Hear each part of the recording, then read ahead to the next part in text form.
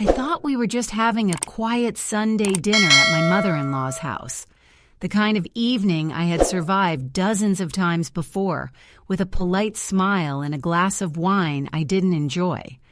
I had no idea that the folded piece of paper she slid across the oak table toward me, with a smile so warm it could melt butter, contained a number she had no business knowing. My exact monthly salary down to the last dollar. And I had no idea that my husband, the man who kissed me at the door that morning and told me he loved me, had given it to her. That was the beginning of the end of the life I thought I had, and the beginning of the life I actually deserved. Let me take you back to before that Sunday dinner. Back to the version of my life that still felt solid under my feet, before I learned that the ground I was standing on had been quietly undermined for months. My name is Claire. I was 31 years old, and by almost every measure I could think of, my life was good. Not perfect. Nothing is. But genuinely, warmly good in the way that makes you feel guilty for wanting more. I had a job I was proud of, a senior project manager at a mid-size marketing firm downtown, pulling in just over $5,000 a month after taxes. It wasn't a fortune, but it was mine.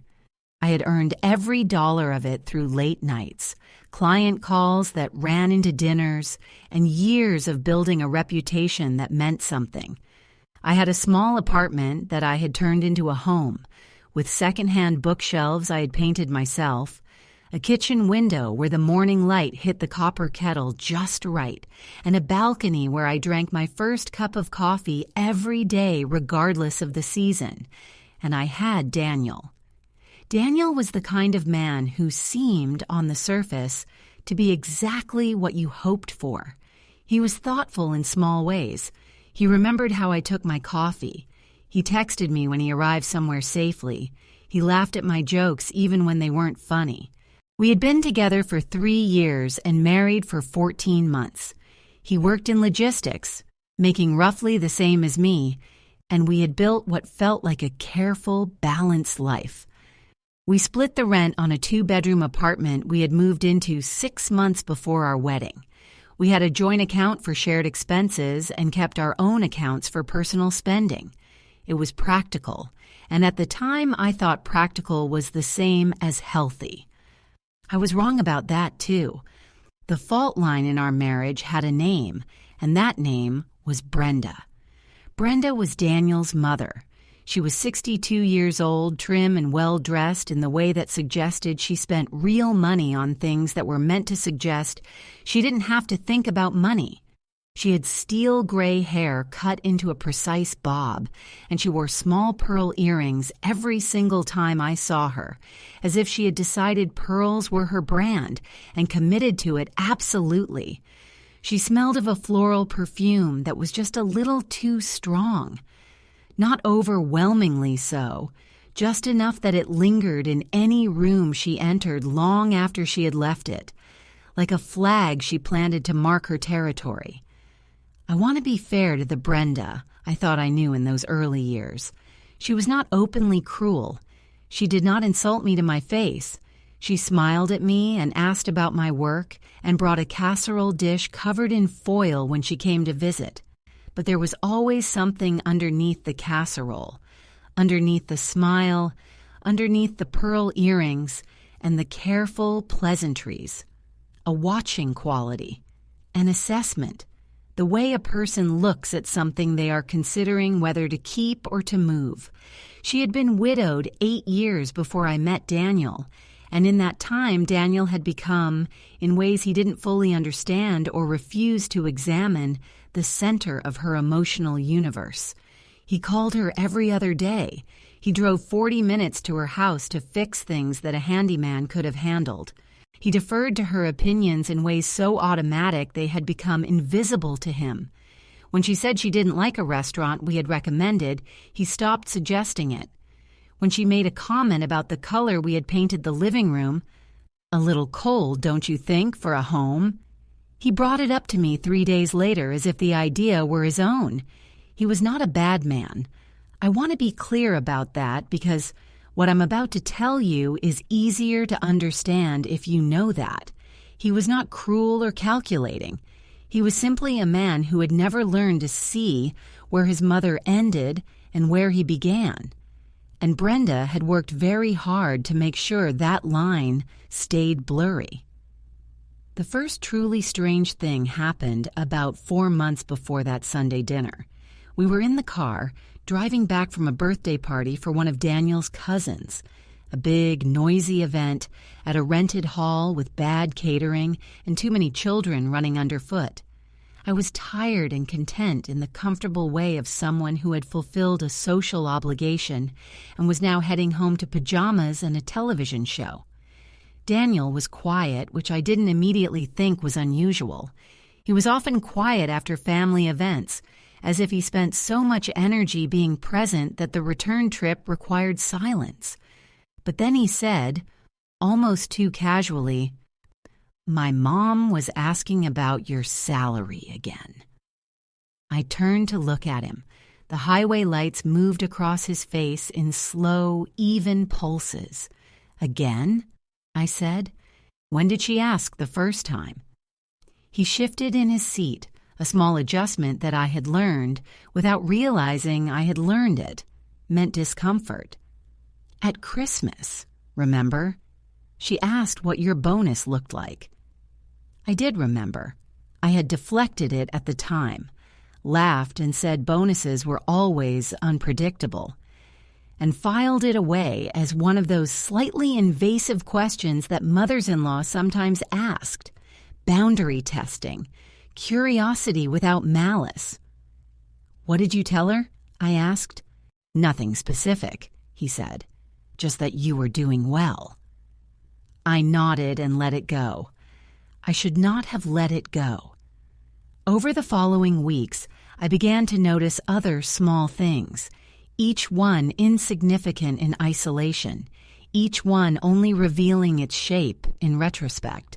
Brenda started calling during dinner, not just occasionally, regularly at that specific hour, as if she had identified the time Daniel was most likely to answer and I was most likely to be distracted.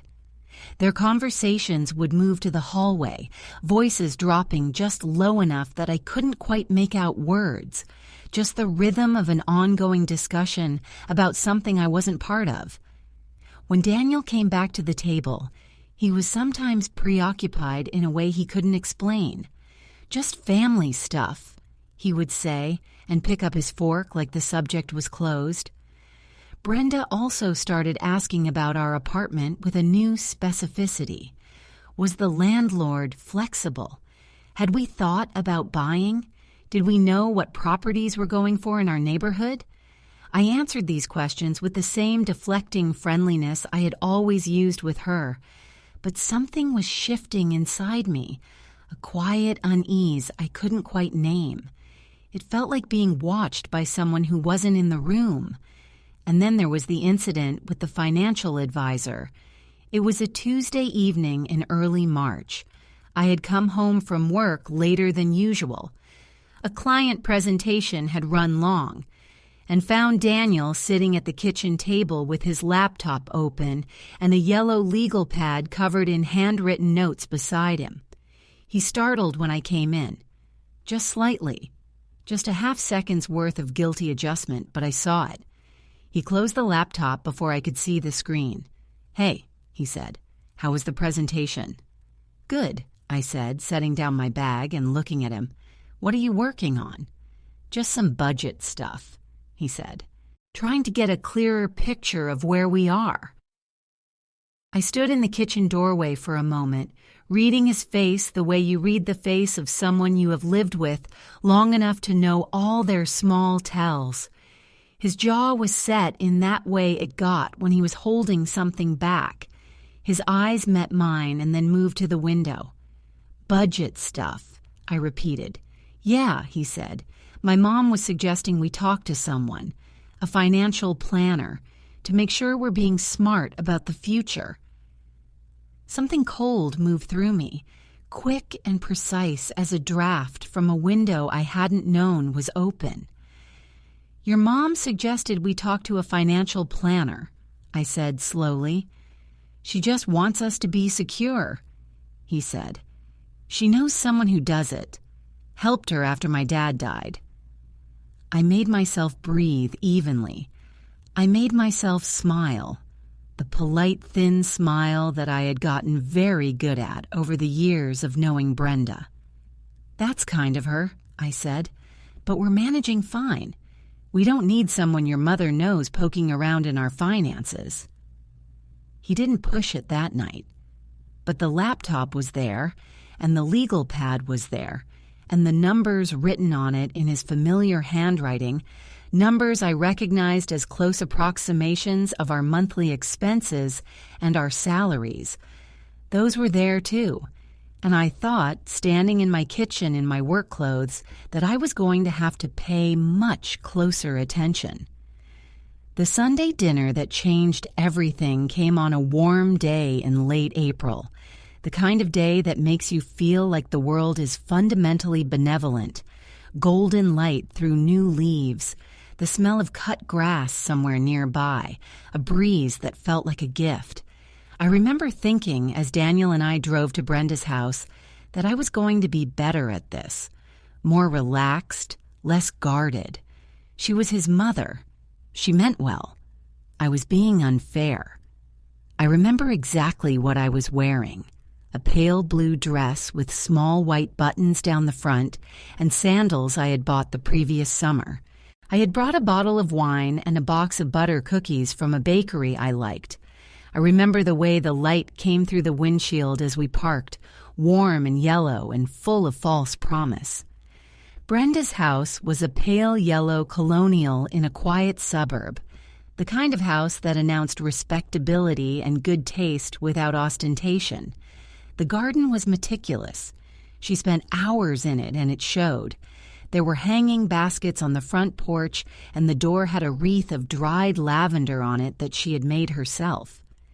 Inside, the house smelled of pot roast and something sweetly floral underneath. The same perfume she always wore settled into the upholstery and the curtains and the air itself. Brenda's sister, Renata, was also there. I hadn't expected her. Renata was 3 years younger than Brenda, sharper-faced, with narrow eyes that assessed everything she looked at with the same quiet precision as her sister.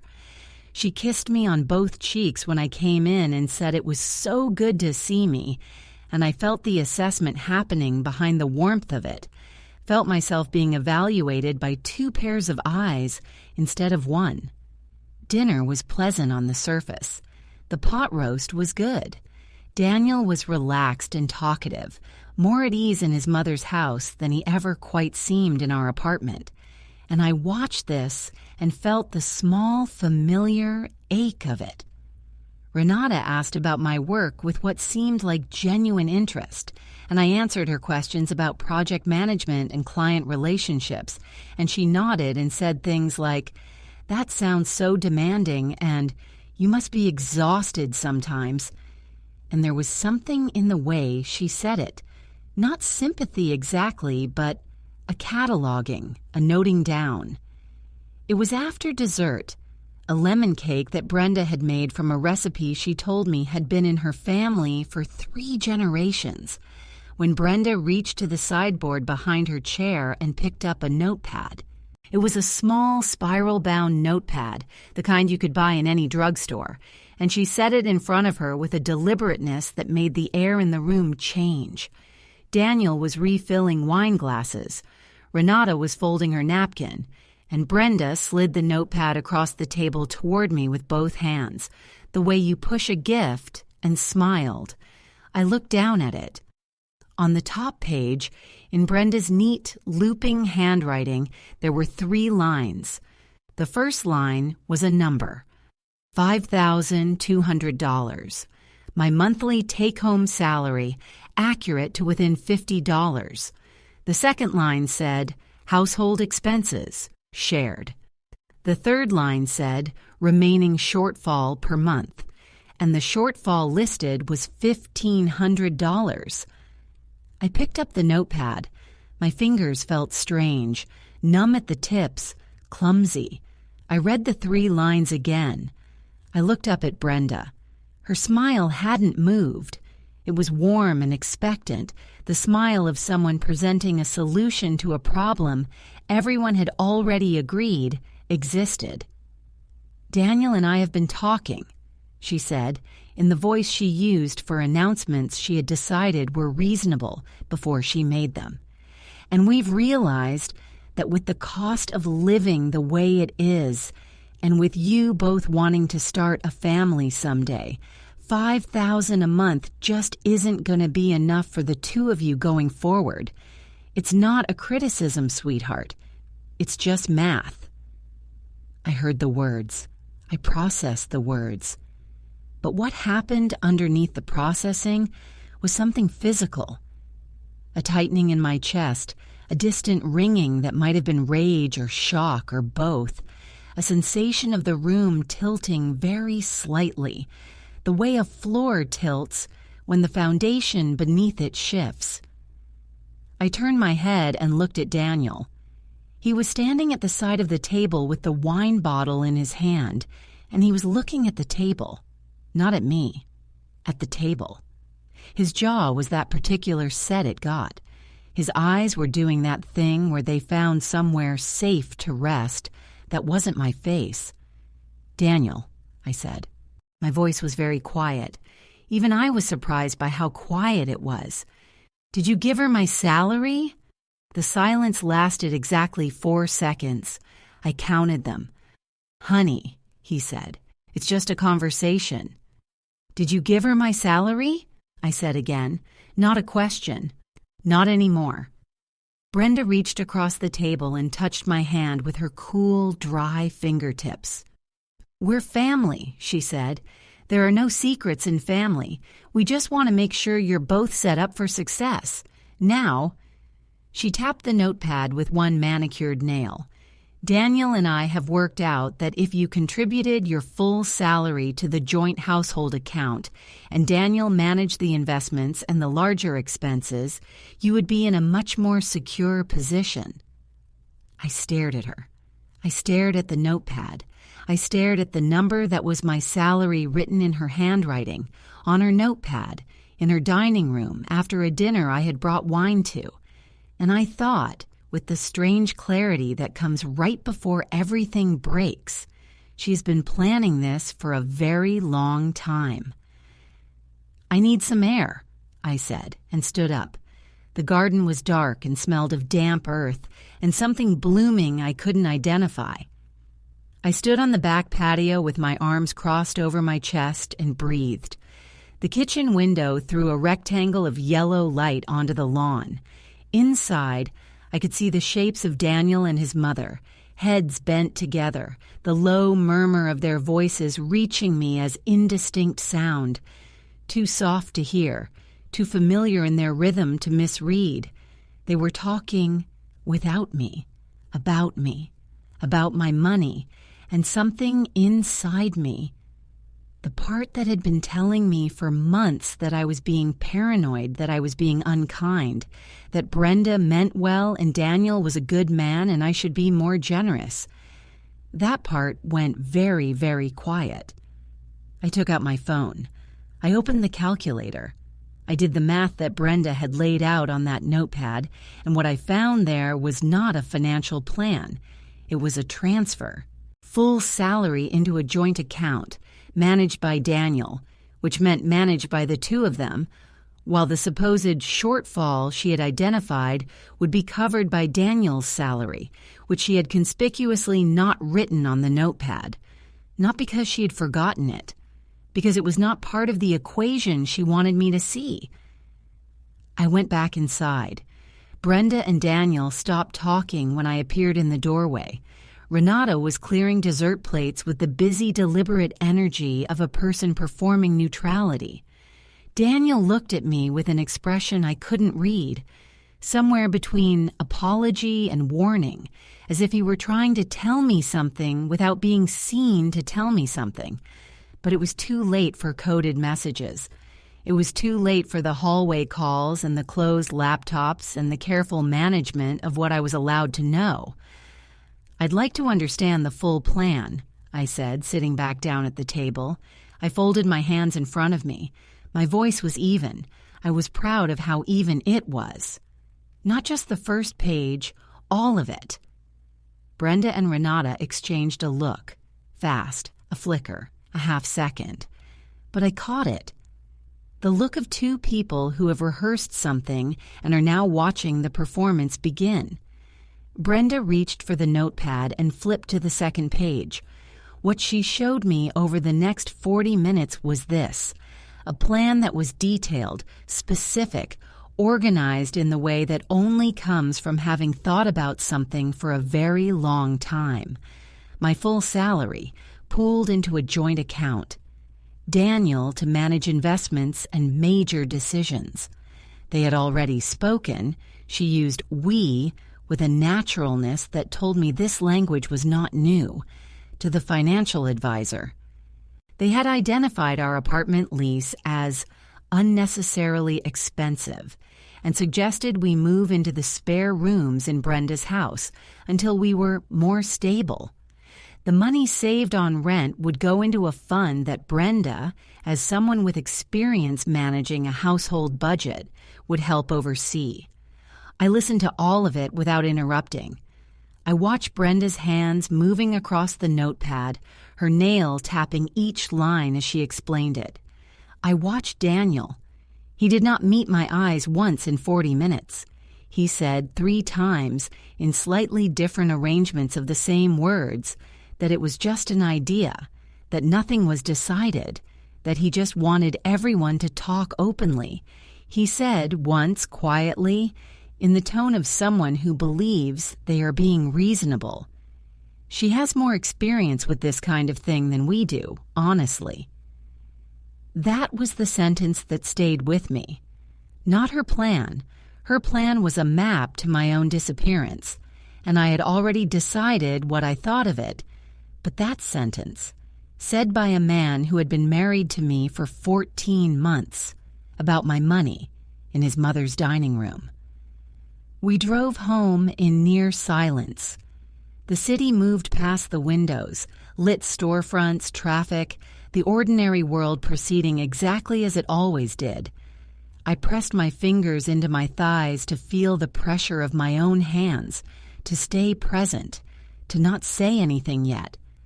"She means well," Daniel offered somewhere on the freeway. "She genuinely does. She's just trying to—" "She wrote down my salary," I said, "which means you told her my salary, which means at some point you sat with your mother and discussed my income, and you agreed with enough of whatever she was planning that it ended up on a notepad." Silence. "When?" I asked. "How long has this been going on?" He said nothing. We stopped at a red light, and in the red light I looked at his profile.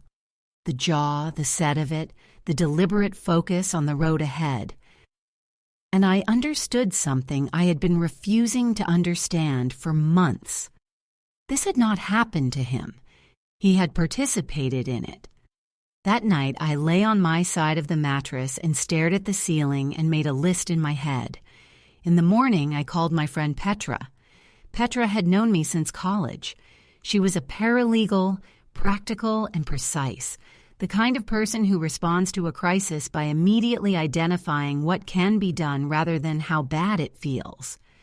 I told her everything over coffee at her kitchen table. The notepad, the salary, the plan, the financial advisor, the spare rooms in Brenda's house. And she listened without interrupting, which was itself a kind of mercy.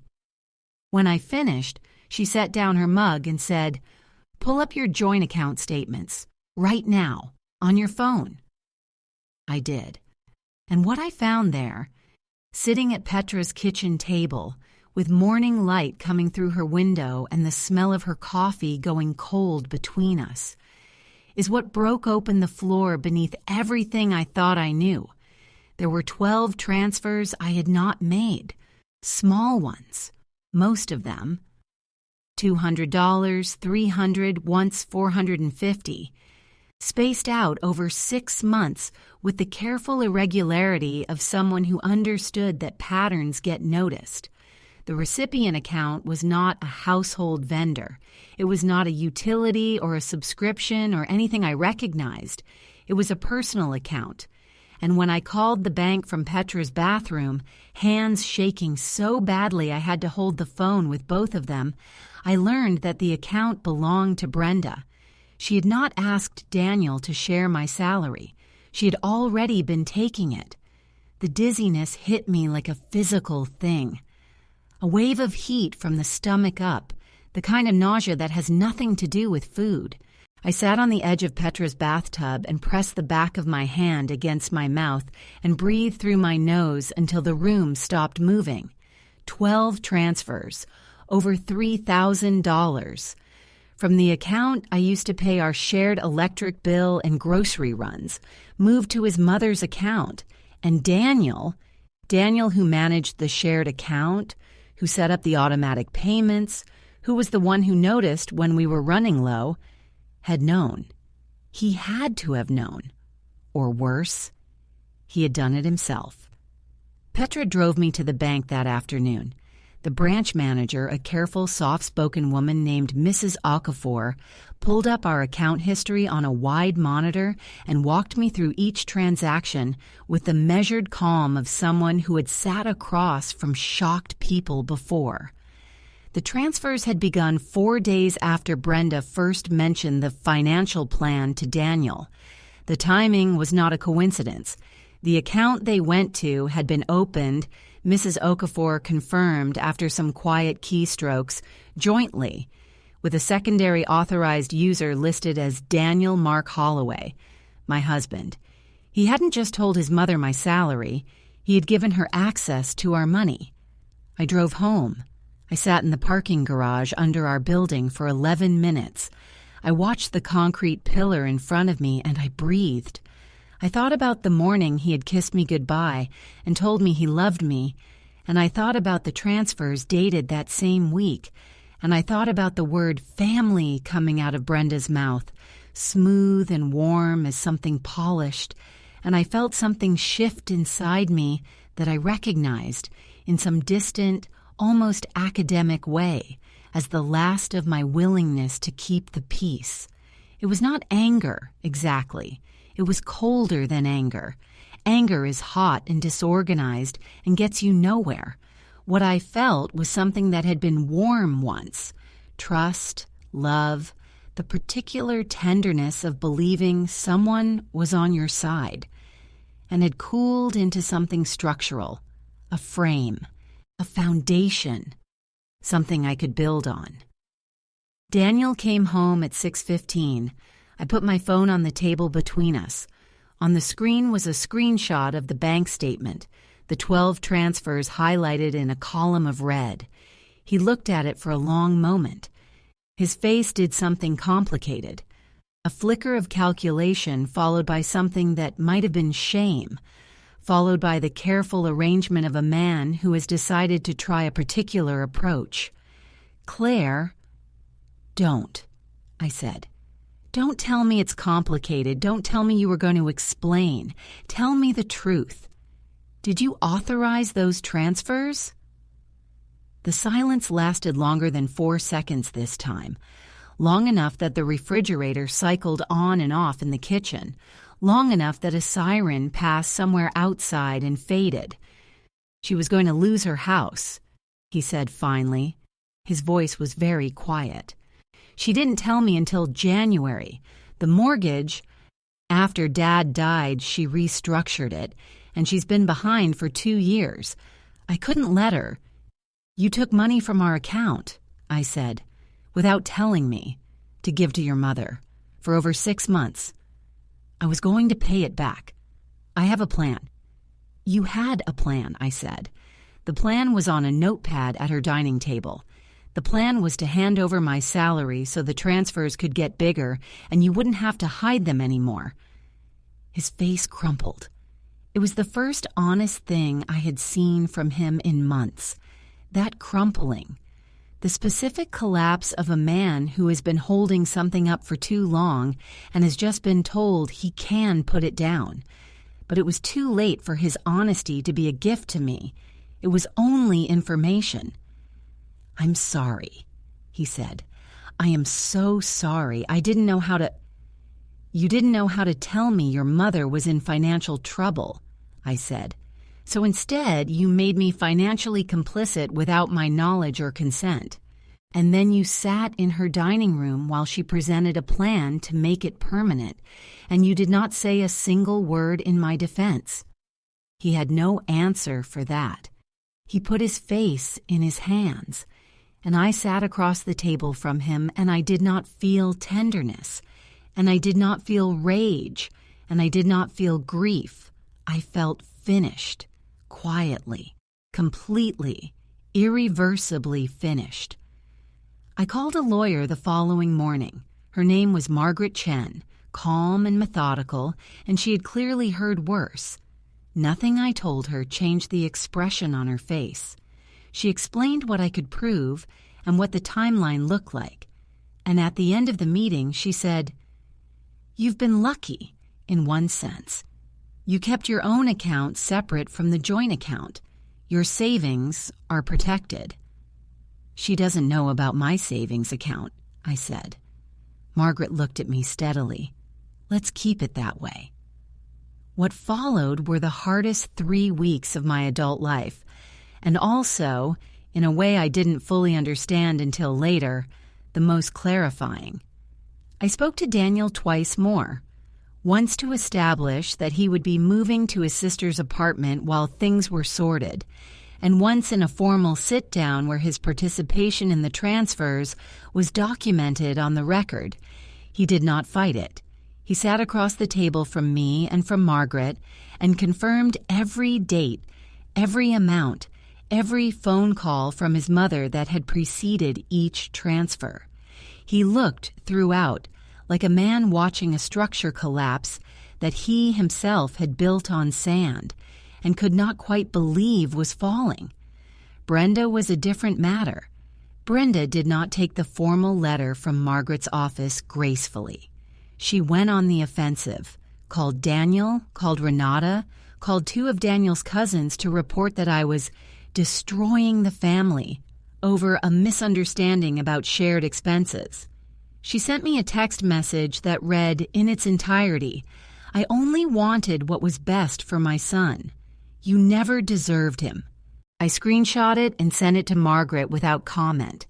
It became part of the file. The formal demand for restitution of the $3,400 went out by registered mail. Brenda's response, through her own hastily hired attorney, was that the transfers had been agreed upon verbally. She did not have documentation to that effect because no such agreement had been made. But the claim bought her 6 weeks and cost both of us money in legal fees. What settled it, in the end, was Daniel. Whatever failures he had committed in the months before, he did not lie on paper. He provided a written statement confirming that I had never agreed to the transfers, that he had authorized them without my knowledge, and that his mother had been fully aware they were made without my consent. It was the most honest thing he had done in our marriage, and it came 18 months too late, and it cost me $6,000 in legal fees to receive it. But I received it. Brenda repaid the money in 2 installments. She did not apologize. I did not expect her to. The divorce was finalized 7 months later. I want to tell you what my kitchen smells like now. It smells like the coffee I make for myself every morning in the copper kettle I kept in the settlement. I was very specific about the kettle. And it smells like the lemon soap I buy from a small shop 2 blocks away. And sometimes in the evenings, like whatever I am cooking, which I do slowly now, with music on, without a timetable anyone else controls. I moved into a smaller apartment, mine, only mine, with a lease only in my name. And I repainted the living room a color I chose entirely by myself, a deep, warm terracotta that no one has called cold. My savings account has a number in it that I worked for and planned for, and that no one will ever move without my signature. My name is the only one on it. I think about Brenda sometimes, not with anger. That burned itself clean a long time ago. But with a kind of careful study, the way you study something that nearly caught you. She is a woman who mistook control for love so thoroughly that she couldn't see the difference, and she raised a son in that image, and in the end it cost her both of them. Daniel and I do not speak.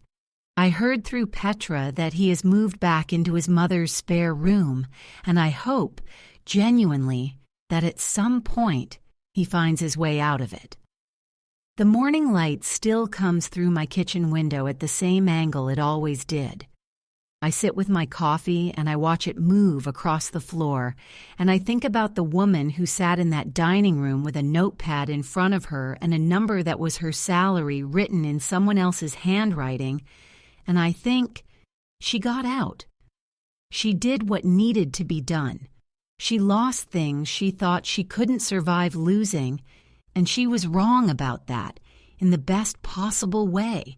You cannot build a life on a foundation that belongs to someone else. I know that now in my bones, in the copper kettle, in the color of my walls. Some lessons cost too much, but once you have paid for them, they are yours forever, and nobody can ever take them back.